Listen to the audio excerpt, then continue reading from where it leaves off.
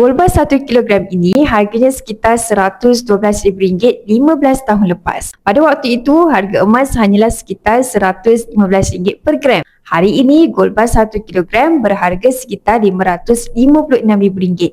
Jika ada simpan RM112,000 dalam ASB, tabung haji atau KWSP selama 15 tahun, adakah anda akan dapat pertambahan simpanan sebanyak ini? Apa yang kita boleh simpulkan dari kenaikan harga gold bar 1 kilogram ini? Pertama, gold bar 1 kilogram ini masih kekal 1 kilogram walaupun simpan selama 15 tahun. Tetapi nilai RM112,000 15 tahun lepas sudah tidak sama. Dengan RM112,000 sekarang, anda hanya mampu membeli sekitar 198 gram emas sahaja.